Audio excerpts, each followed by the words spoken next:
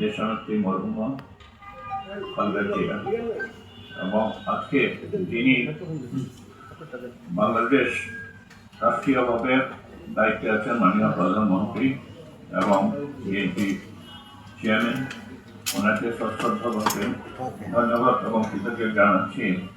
এই কারণে যে আপনি আমাকে অল ওভার ফেডারেশনের এই দায়িত্বে আজকে আমাকে আসার সুযোগ করে দিয়েছেন এবং আমি অল ওভার ফেডারেশনের সকল জনগোষ্ঠীর পক্ষ থেকে এবং পাশাপাশি আমার পক্ষ থেকে এবং স্পেশালি ঐতিহ্যবাহী 1000 বছর ইতিহাস ঐতিহ্য ধারাবাহিক ভ্রমণদাস পরিবারের পক্ষ থেকে আমি ধন্যবাদ এবং কৃতজ্ঞতা জানাবো।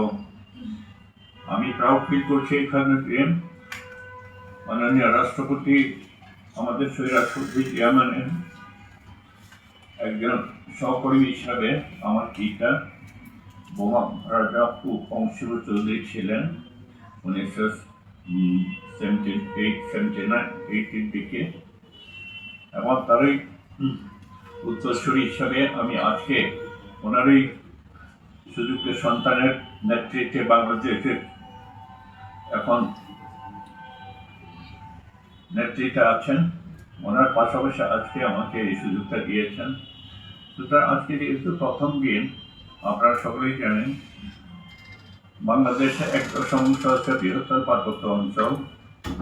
সুতরাং আমাদের সবাইকে আমি আজকের এই দিনে এইটুকুই আমার আহ্বান থাকবে, আমরা যারা বৃহত্তর পার্বত্য অঞ্চলে বাস করি, সারা বাংলাদেশের 90% জনগোষ্ঠীর সহানুভূতি এবং চিন্তাধারা এবং মানসিকতা এবং উপলব্ধি বিশ্বাস যেন আমাদের 10% জনগোষ্ঠীর প্রতি স্পেশাল যেন অ্যাটেনশন থাকে।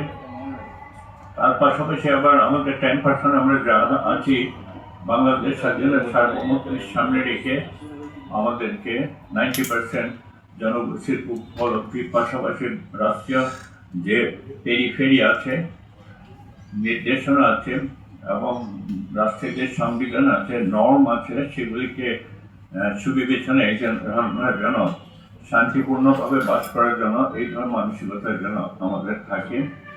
এবং সবচেয়ে বড় জিনিস হচ্ছে বৃহত্তর পার্বত্য অঞ্চলে আমরা যেটা আজকে দীর্ঘ আপনার স্বাধীনতা প্রাপ্তির থেকে যে সমস্ত আনরেস্ট সিচুয়েশনের পরে বর্তমানে এই অবস্থায় এসেছি, সেটা জন্য সম্মিলিত প্রচেষ্টা, সম্মিলিত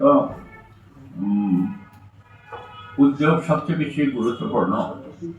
এখানে কোনো ব্যক্তির পক্ষে, কোনো দলের পক্ষে, রাষ্ট্রের পক্ষে শুধু না, এই হিলফ্ল্যাক্সের ভিতর যারা বসবাসকারী আমরা যারা আছি সকল জাতিসত্তা, পাশাপাশি এখানে যারা, আমি যদি বলি এখানে আপনার ন্যাশনাল পলিটিক্স আমরা যারা করি, পাশাপাশি রিজিওনাল পলিটিক্স যারা করেন এবং বিভিন্ন সংগঠন যারা আছেন এবং ল এনফোর্সিং এজেন্সি যারা আছেন এবং স্পেশালি আজকে আপনার যে মিডিয়া উইং, আমার মনে হয় সমস্ত কিছুর পাশাপাশি আপনাদের ভূমিকা সব কিছুর পাশাপাশি আপনাদের অনেক বেশি এফেক্টিভ এবং অনেক বেশি গুরুত্বপূর্ণ। বিকজ আপনাদের চিন্তা চেতনা, ধ্যান ধারণা, আপনাদের লেখনী, এটা সারা বাংলাদেশ শুধু না সারা বিশ্বকেই এটা হেলথ কেয়ারের ব্যাপারে